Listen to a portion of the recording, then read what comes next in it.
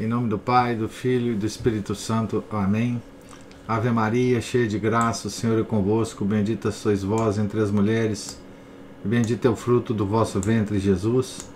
Santa Maria, Mãe de Deus, rogai por nós, pecadores, agora e na hora de nossa morte. Amém. São Felipe Neri, rogai por nós. Nossa Senhora de Fátima, rogai por nós. Em nome do Pai, do Filho e do Espírito Santo. Amém. Então, bom dia a todos. Nós ontem vimos a extraordinária história do cão protetor de São João Bosco, né? A milagrosa história do Grígio e também uma ressuscitação que Dom Bosco realizou, né, de um menino. E hoje nós continuamos aqui na seção 4 do livro terceiro, né, dessa biografia do Henri Guéon sobre São João Bosco. Voltemos ao oratório. Progredia cada vez mais. Dom Bosco convenceu-se de que era inconveniente mandar diariamente trabalhar na cidade os pensionistas de Mamãe Margarida. Ainda não eram santos, apesar de bons rapazes. Aprendiam nomes indecorosos, curiosidades nocivas. O melhor seria se pudessem trabalhar em seus ofícios em casa. Iriam, pois, instalar oficinas em todos os cômodos vagos do edifício, para os marceneiros, serralheiros, encadernadores, impressores, sapateiros, alfaiates. Era preciso vestir e alojar todo este pequeno mundo. Dom Bosco aprendera quase todos os ofícios. Por isso aconselhava e dava lições. Desta forma, os jovens artífices, protegidos contra o mundo até a idade adulta, não perderiam fora o que há lá dentro, o que lá dentro aprendiam de bom. Então, agora Dom Bosco vai passar para a nova fase, né, de montar as oficinas. Seriam necessárias aulas para os meninos cujo gosto, educação e inteligência tendiam para os estudos.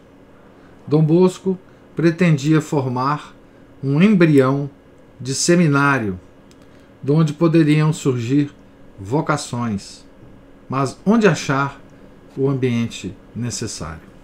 Então, Dom Bosco ele simplesmente almejava uma formação integral, né, dos meninos, toda ela feita dentro do oratório, né, sem um contato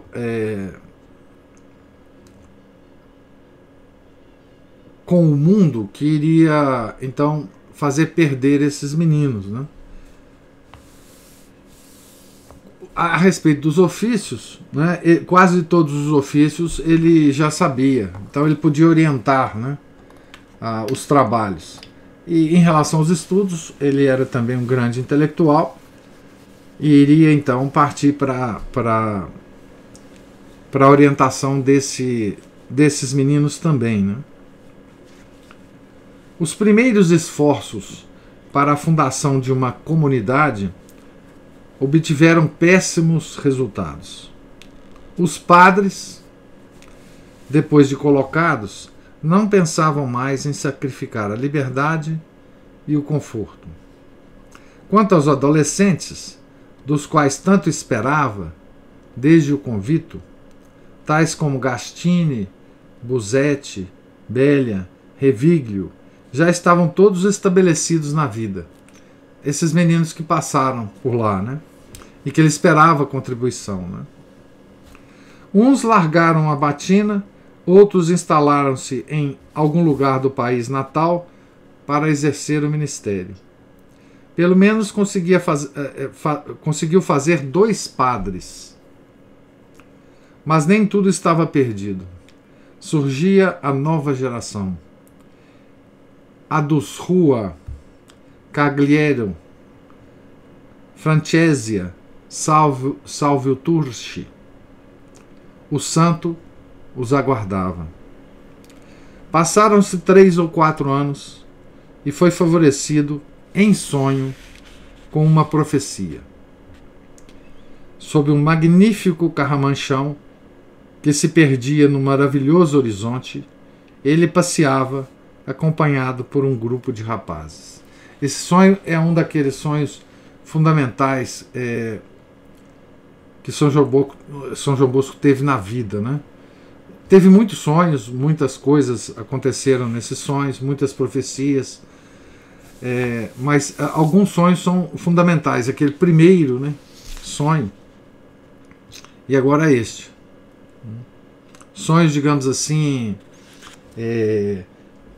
que redirecionaram, né, a obra de São João Bosco.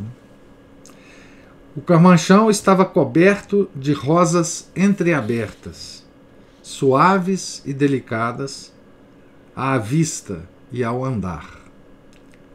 Mas de repente surgiram os espinhos, cada vez mais cruéis à medida que eles caminhavam. Pouco a pouco, os companheiros iam desistindo de acompanhá-lo e achou-se só, sempre andando, sempre sangrando.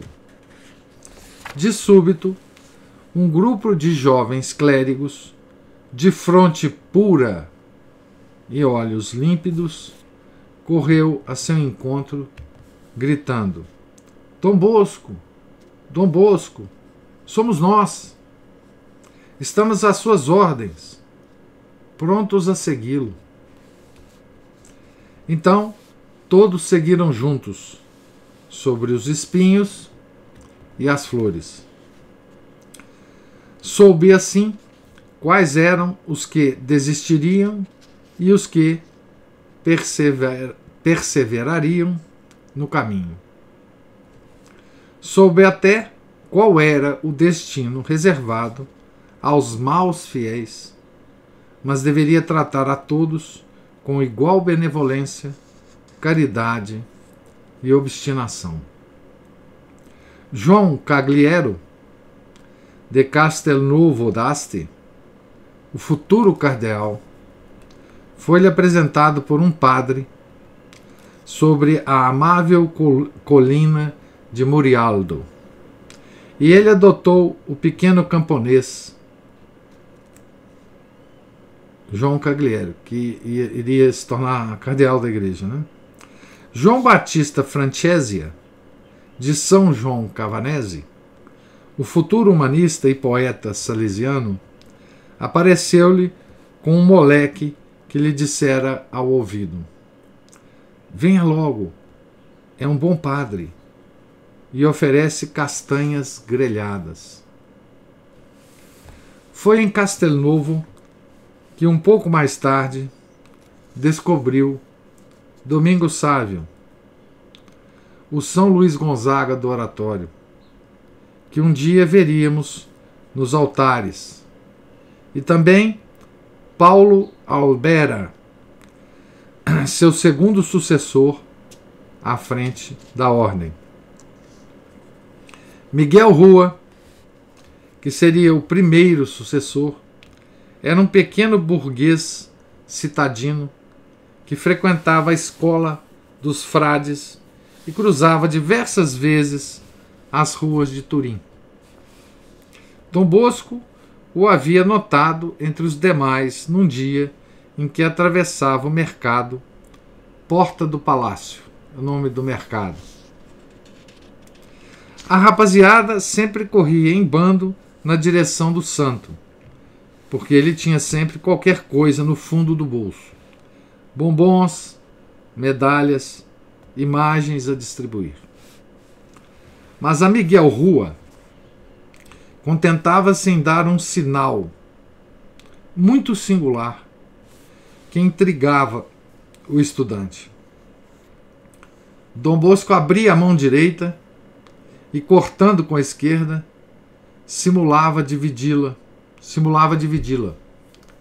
Sabia, com plena convicção, que este menino fora enviado para compartilhar até a morte o fardo de seu gigantesco empreendimento. Tudo recairia sobre ambos, e ele o dava a entender. Então São João Bosco já profeticamente já entendia qual era o papel do Miguel Rua, né?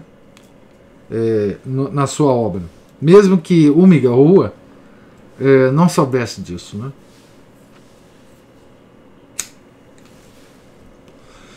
A providência juntou as espigas. Rua, Francésia, Rochette, Cagliero, depois Sávio, Albera e outros. Dom Bosco enviava os garotos à cidade para seguir as aulas de dois de seus amigos. O velho M. Bozanino, professor, e Dom Pico, que ensinava retórica. Os anos passavam, o grão ia germinar. Uma tarde, sob pretexto de uma aula, Dom Bosco convocou-os na pequena entrada de sua residência e perguntou-lhes se gostariam de auxiliá-lo. Não falou em sacerdócio, nem em estado religioso, mas em um esforço comum de vida espiritual que deveria revelar-se junto a seus mais jovens companheiros por conselhos e exemplos. Ao longo dessa descrição, nós podemos entrever, né, o que depois ficou famoso, muita gente escreveu sobre isso, o próprio Dom Bosco escreveu, né, sobre o método pedagógico de Dom Bosco, que é um exemplo, né, para educadores católicos. Foi um exemplo extraordinário, né, no século XX para escolas católicas, né? E quando a gente vê hoje tanta metodologia educacional, tanta pedagogia, tanta coisa, né? Nós devemos sempre nos voltar para esse grande educador católico, né? Mesmo para os pais, né, que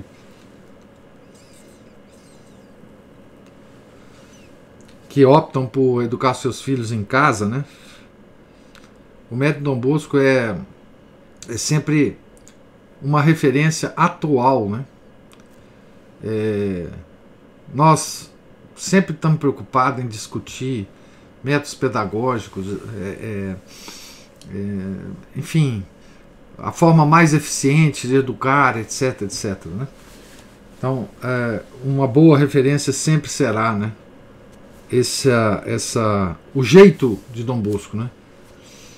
O método pedagógico de Dom Bosco depende muito da personalidade dele, né? Da forma de ação dele e como isso está ligado, né,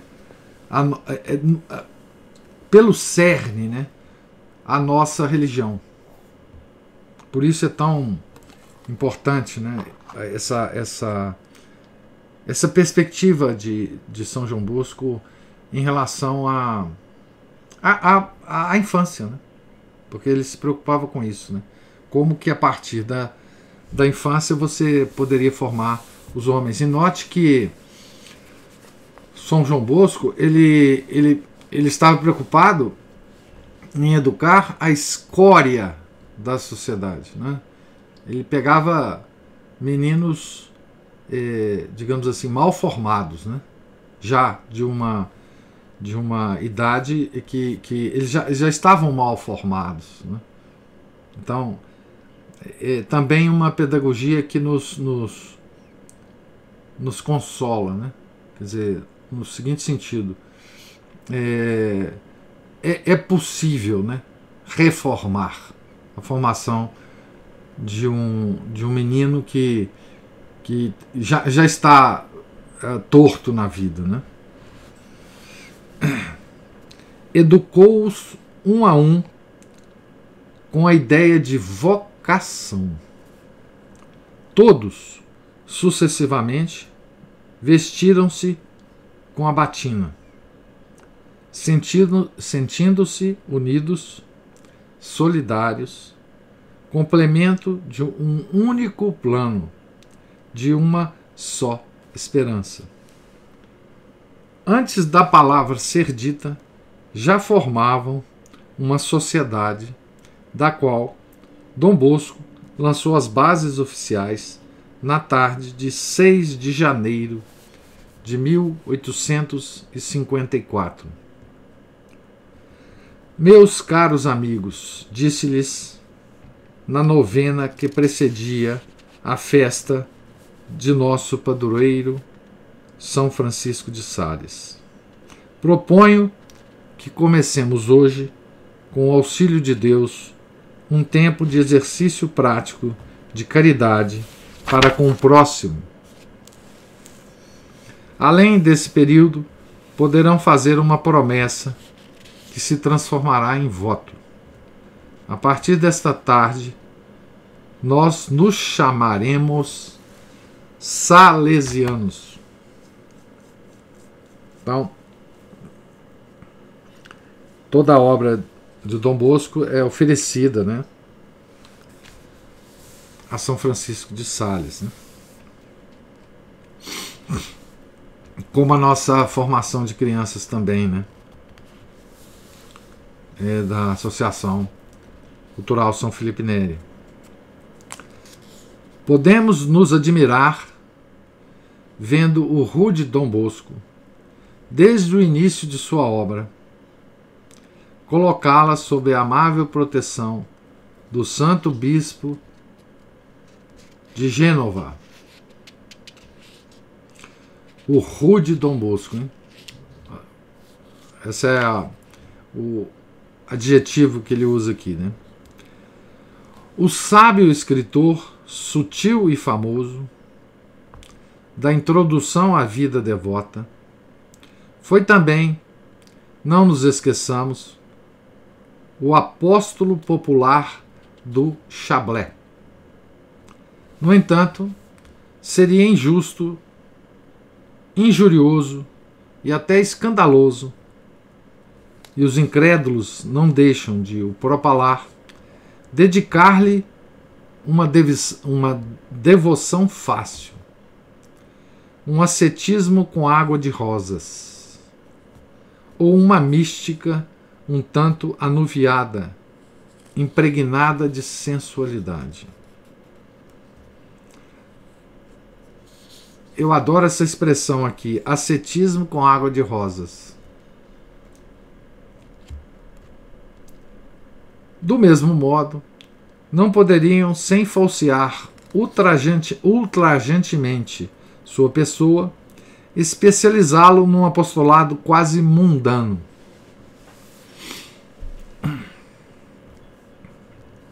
Este homem, todo delicado, que revelara no seu estilo e maneiras um dom de poesia maravilhosamente suave e encantador, não foi somente o mais intrínseco e rigoroso dos dirigentes de consciências, mas igualmente o mais simples, cordial e tratável dos missionários diocesanos. Está falando de São Francisco de Sales aqui, né? Nem sempre lidava com a Marquesa de Chantal ou a Filoteia. Sabia, igualmente, compreender os artesãos e os camponeses. Sua delicada mão não se recusava às palmas grosseiras nem aos cumprimentos rudes. Punha-se ao nível deles, confraternizava-se com eles, povo com o povo, poderoso com os poderosos, levava a todos, sem distinção de origem e cultura, o mais puro mel evangélico, o óleo da ternura, o bálsamo da caridade. Uma pequena descrição, né, que tem muito da perspectiva do Henri Guéon, né, obviamente, mas é pura verdade, sobre São Francisco de Sales. Né? Tão diferente dele sobre esse aspecto, e talvez mesmo por essas desigualdades, era essa doçura junto a um proselitismo incansável pela pena, pela palavra, pelo exemplo e pela ação, que Dom Bosco admirava, venerava e se esforçava por imitar em São Francisco de Sales. Violento por natureza, procurava um contraste e tomava como patrono o santo mais terno, como havia outrora tomado por amigo o mais delicado de seus companheiros. O Comolo, né? Adquirira com eles o que lhe parecia faltar ao seu temperamento robusto, consciente de sua força e valor. Domínio próprio, calma diante da injustiça, permanente bom humor e o uso constante da bondade.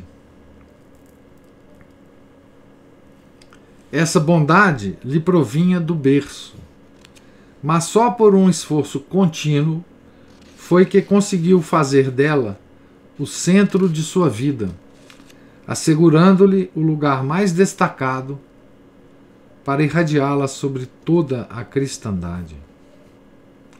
Teve a ajuda de Luís Comolo, de Mamãe Margarida, de São Francisco de Sales, sob a inspiração de Nossa Senhora e de seu filho.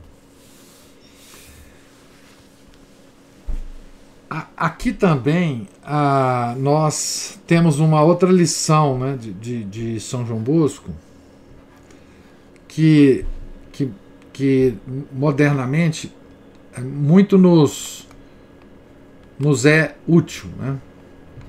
Hoje em dia nós temos o hábito, né, de classificar as pessoas, a nós mesmos, aos nossos filhos, com relação aos nossos temperamentos, né? O assunto temperamento hoje é popular, né? Tem em todo lugar, tem no YouTube, tem opção de coisa, né? Temperamento é um estudo, inclusive que faz parte da formação de diretores, né, de consciência. Né? Por exemplo, tem um estudo de temperamentos no compêndio de Teologia Ascética e Mística, né, do Adolphe Tanqueray. Né? Mas no caso de Dom Bosco, né, tem uma lição prática sobre como você temperar, né? Ou de alguma forma modificar ao longo da vida o seu temperamento. Né? No caso de Dom Bosco, ele procurava se unir, né, a pessoas cujo temperamento ou cujos aspectos temperamentais ele queria adquirir. Né? Não só pessoas que estavam vivas ao seu lado, tipo exatamente o Luís Comolo e a sua própria mãe, mas também com devoções a santos que tinham aspectos temperamentais que ele queria adquirir. E exatamente essa característica a gente não percebe hoje. Quer dizer, se a gente desenvolver, né, certas devoções a santos cujo temperamento é diferente do nosso, e pedir ao santo, né, através da nossa devoção, que ele nos adquira esses aspectos do nosso temperamento, nós conseguiremos ao longo da vida modificar esses aspectos, né? Então, essa devoção a esse santo, digamos assim, né, não é só uma devoção vazia, né? Há que se estudar a vida desse santo, os métodos que ele usava, a obra dele, né, para que a gente possa então ir adquirindo essas características, né, de temperamento. Isso não é falado em lugar nenhum, né? Mas na vida de Dom Bosco a gente vê isso, né? Quer dizer, isso significa, né, que há um modo prático, né, e muito efetivo, né? Pois é. O Samuel está falando aqui, né? Por isso, mais uma vez, a importância de um bom diretor espiritual que nos indique os santos apropriados para a nossa devoção, ou com tais características, né? Pois é, existem várias maneiras pelas quais você se torna devoto de um santo, né?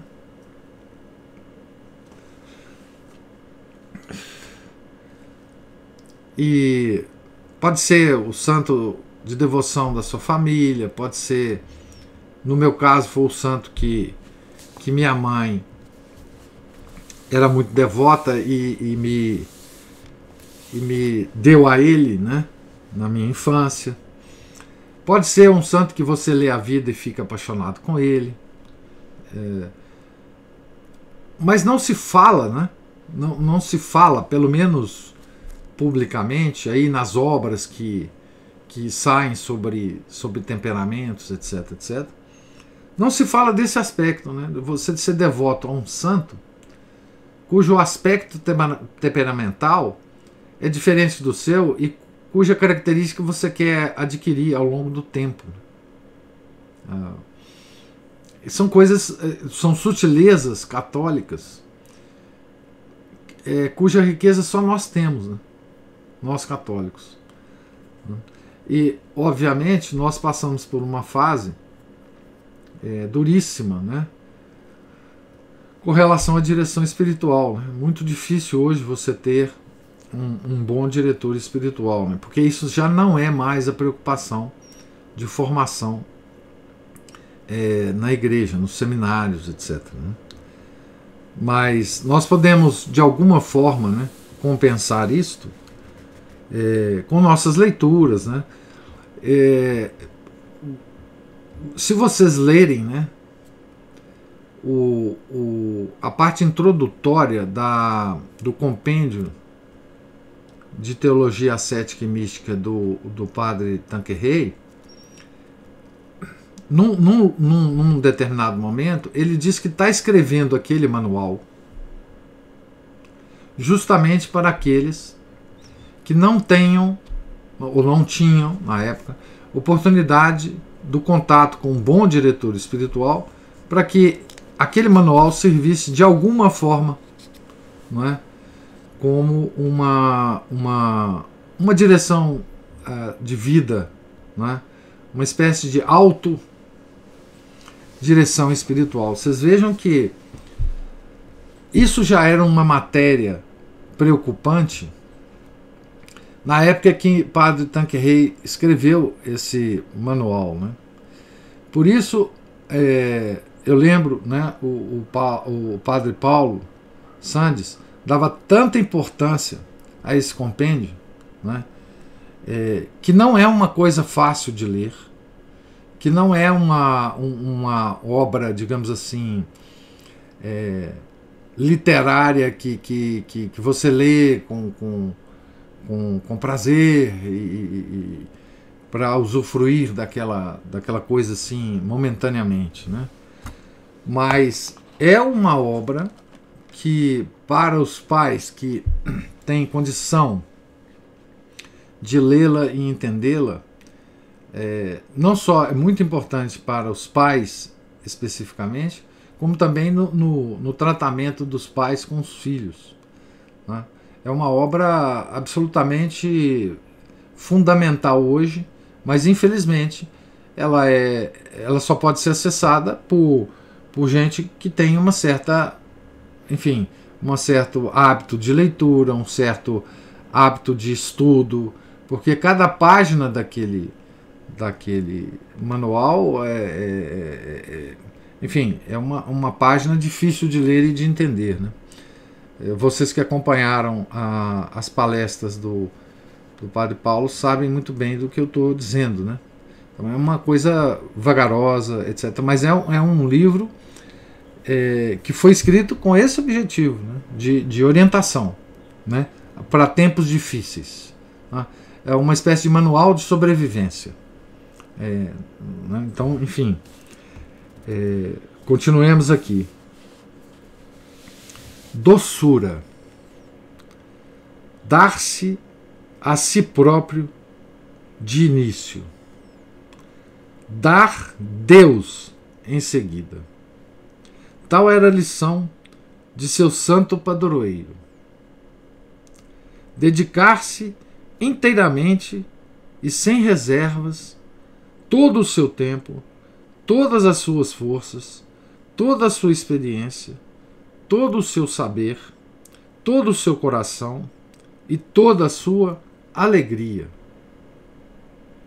Principalmente, irradiar a alegria que reside numa consciência pura, num corpo ativo, numa vida bem cheia, num coração aberto e caritativo e numa alma elevada a Deus. Mostrar, fazer palpar a felicidade do cristão, sem insistir nos sofrimentos, torná-la admirada, desejada e atingida. Bom, aqui ele toca, né, numa característica que foi perdida. Eu insisto muito nisso, né, com vocês. Essa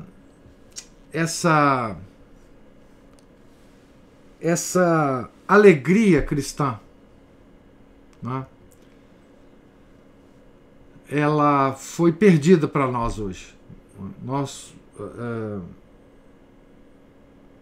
Nós temos um peso, uma coisa assim, uma certa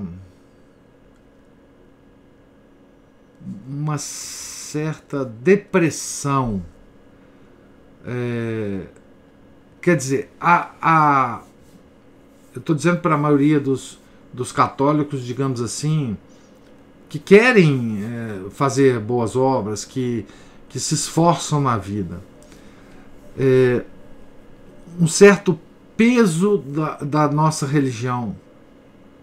Nós não temperamos, né, essa responsabilidade de ser católicos, né, com a alegria de sê-lo, né? É uma espécie de calvinismo, né? Por que eu digo calvinismo? É porque o Calvino era obcecado, né, com dos atributos de Deus, que era a onipotência de Deus. E nessa obsessão calvinista, nós desenvolveremos, se nós ficarmos preocupados com isso, toda a tristeza, toda a amargura calvinista da vida. Ou seja, nós nos perderemos nessa angústia de a vida é muito difícil mesmo, a vida é sempre de sofrimento, nós só nos libertaremos disso depois da nossa morte. Isso aqui é né? Então, esse aspecto, ele existe de fato, mas ele não pode ser uma obsessão nossa. E a alegria de ser católico? Né? E a alegria de estar caminhando para o céu? E as alegrias que Deus nos permite ter nesta vida, né? Como bálsamos para a nossa vida. Isso tudo, hoje, ele se perdeu. Tudo isso se perdeu no imaginário católico. Né? E na vida dos santos a gente recupera um pouco isso. Né? Esse aspecto alegre de ser católico. A felicidade do cristão. Isso, todos nós somos afetados por essa tristeza depressiva calvinista. Nunca pregar o temor antes de pregar o amor. Daí a necessidade de uma extrema paciência, misericórdia, simplicidade.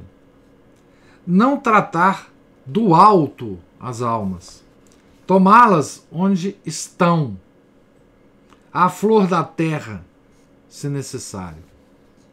Escutá-las, infundir-lhes confiança, domesticá-las como os passarinhos, afastá-las do mal, cultivando e exaltando um pouco do bem que encobrem. Abrir e firmar as asas espirituais, ensinando-lhes a serventia. Romper, sem machucá-las, as malhas da rede que lhes entravam o voo. Como então, uma vez abandonada esta rede, prefeririam elas voltar novamente quando todo o impulso as impele para Deus? Aqui, bom, essa descrição aqui é a descrição mais profunda do método pedagógico de São João Bosco, né? Humanizar o acesso à verdade eterna pela bondade, beneficência. Tal seria a missão dos salesianos. É permitido levar a salvação a todos, mas com a condição de torná-la amável, assegura São Francisco de Sales. Quanto mais cedo, acrescenta Dom Bosco, melhor para se fazer amar. Eis porque o apostolado salesiano se dirige primeiro às crianças, e principalmente às mais privadas de amor, mais pobres, mais hostis. O tempo do exercício prático de caridade para com o próximo, prescrito por Dom Bosco, acabou-se, ao que parece, em louvor aos jovens apóstolos, pois ele os aprovou. Uma inesperada calamidade veio por à prova essa caridade. A cólera invadiu a cidade com tal intensidade e rapidez que inutilizou todos os socorros. Em 3 meses de verão, contaram-se 2.500 casos. Dentre estes, 1.400 sucumbiram, sendo 400 em Valdoco. A maioria sem remédios, abandonados pelos vizinhos, amigos e até pelos parentes. A população indene fugia ou trancava as portas. Dom Bosco apelou para os primeiros salesianos e os mais antigos rapazes do patronato. Escolheu 14 e no dia seguinte eram 40. Todos, durante 3 meses, o acompanharam no seio das famílias e dos Lázaros. Aliviavam os doentes, enterravam os mortos. Resolutos e destemidos, abdicavam toda prudência. Era tão grande o sentimento do dever que nem mais se lavavam e davam as próprias roupas para vestir os moribundos. Nenhum deles foi atingido.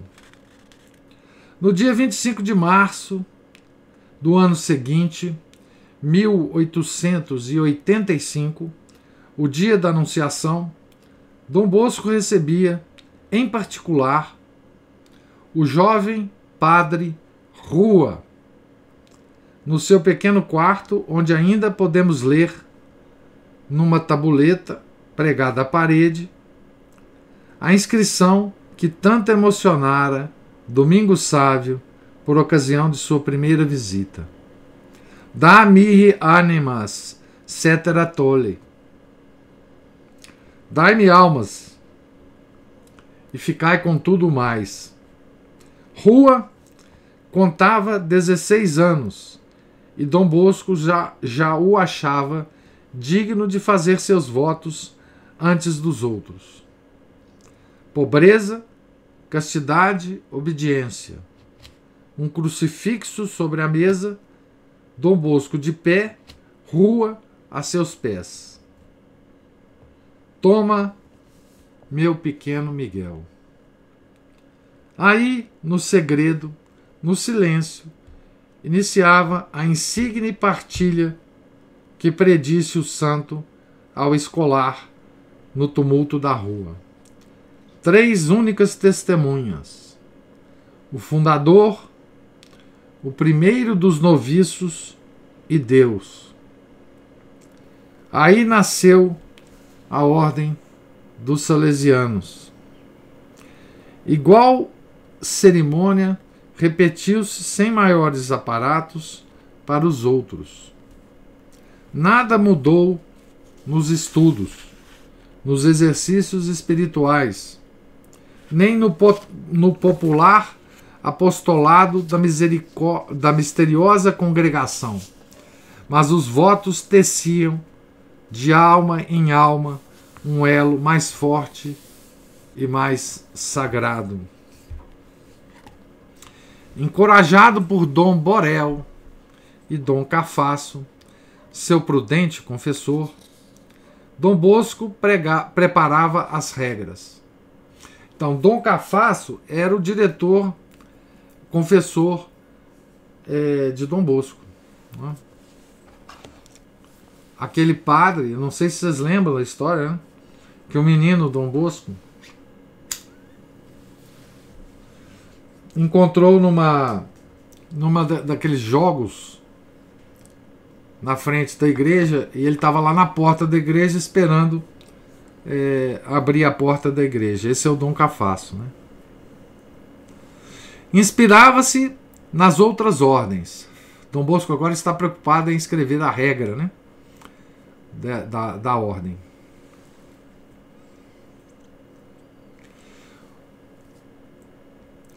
Inspirava-se nas outras ordens, mas com espírito diferente. O anticlericalismo perseguia sempre os religiosos, que eram mal vistos pelas autoridades e pelo povo. Criticavam suas riquezas e o seu hábito, em vez de atrair, repelia.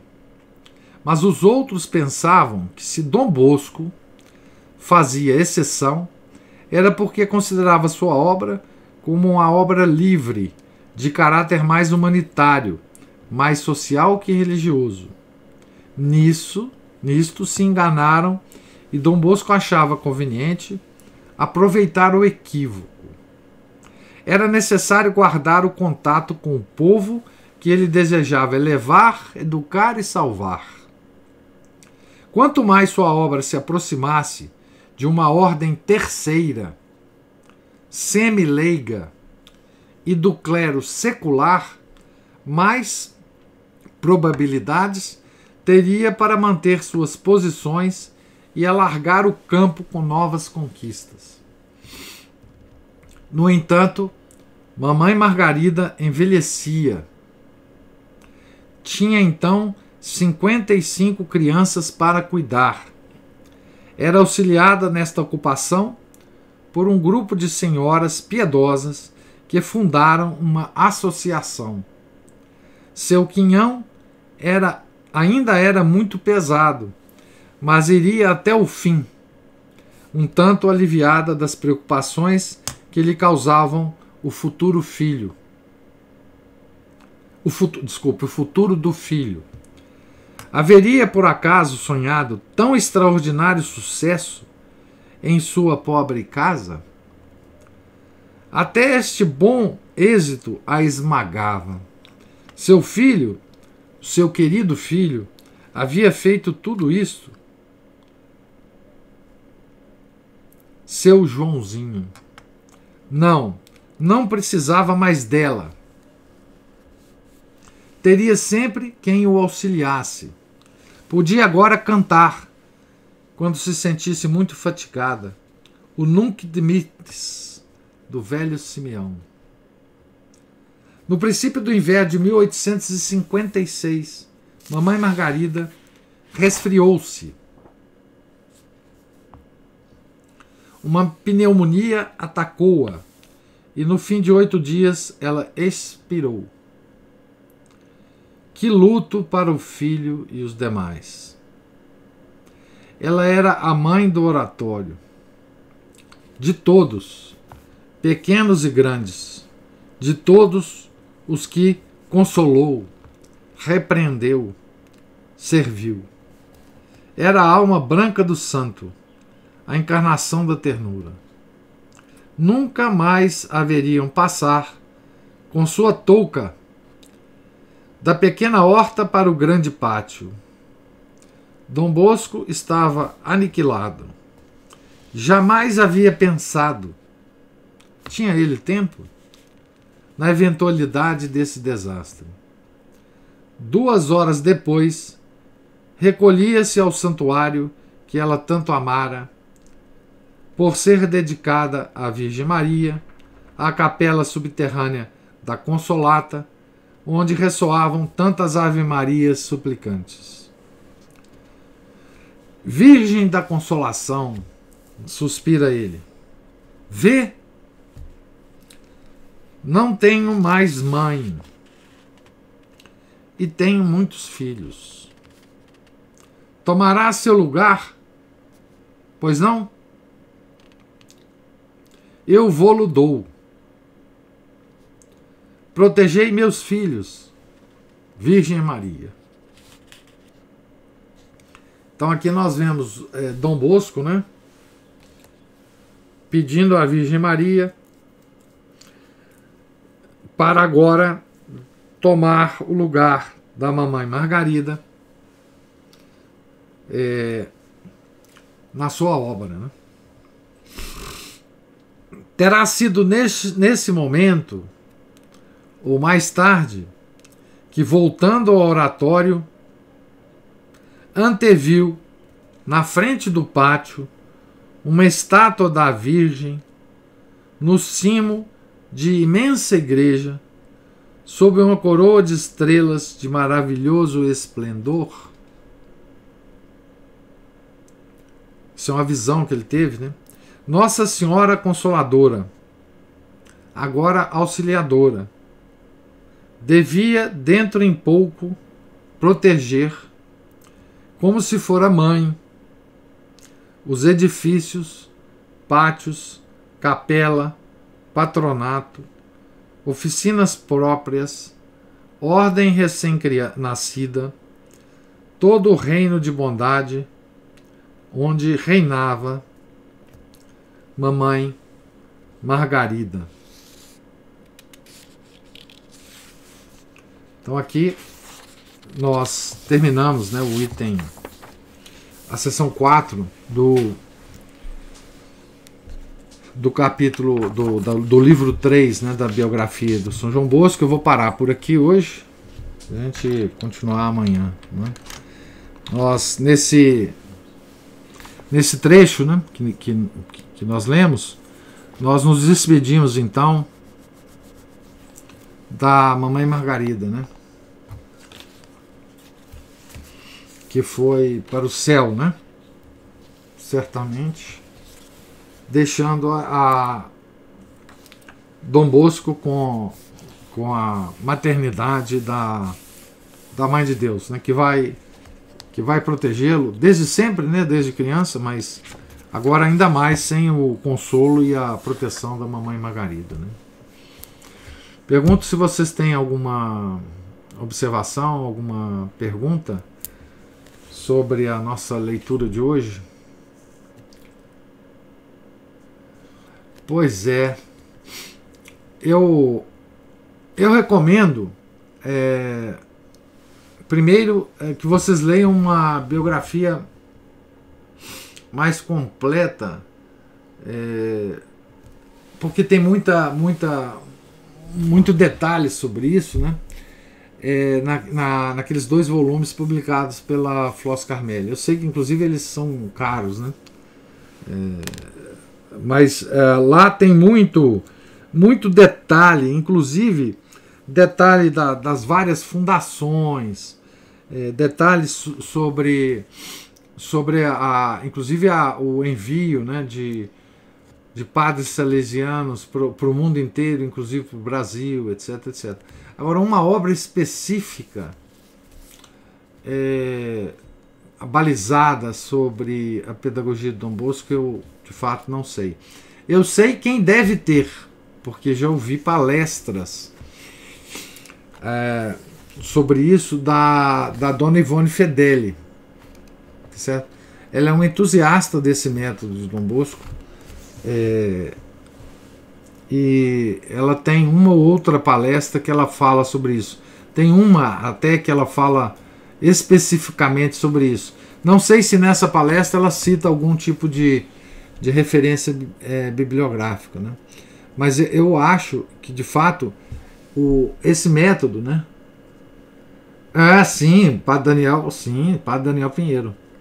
Inclusive, ele deve ser, esse método deve ser um dos métodos, né? Ou talvez o único, que é aplicado lá no colégio recém-fundado, né, do IBP lá em Brasília. Então, assim, acho que essas 2 pessoas poderiam indicar para vocês, né, esse método, né, que eu não sei até que ponto, né, é possível aplicá-lo.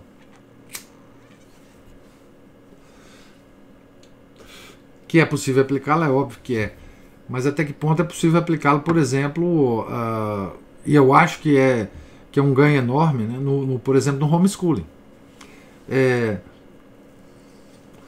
Eu vejo tanta gente falar sobre métodos educacionais para homeschooling hoje em dia, e eu também não sou muito curioso a respeito disso, eu vejo muito superficialmente, mas eu não vejo ninguém falando sobre a metodologia de Dom Bosco. Talvez porque ela seja muito específica, eu não sei, eu não conheço.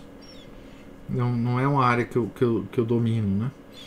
Mas eu acho que é uma área que aqueles pais que estão interessados, né, na educação dos filhos através do homeschooling devia prestar atenção, né? Porque assim, a gente sempre reclama, né? Pois o homeschooling está muito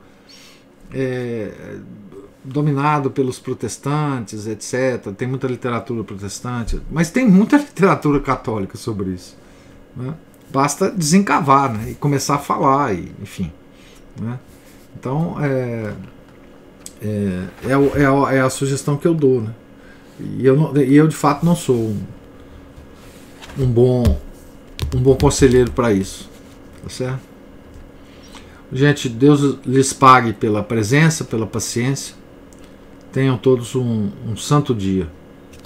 Em nome do Pai, do Filho e do Espírito Santo. Amém. Ave Maria, cheia de graça, o Senhor é convosco. Bendita sois vós entre as mulheres. Bendito é o fruto do vosso ventre, Jesus. Santa Maria, Mãe de Deus, rogai por nós, pecadores, agora e na hora de nossa morte. Amém. São João Bosco, rogai por nós. São Francisco de Sales, rogai por nós. São Felipe Neri, rogai por nós. Nossa Senhora de Fátima, rogai por nós. Em nome do Pai, do Filho e do Espírito Santo. Amém.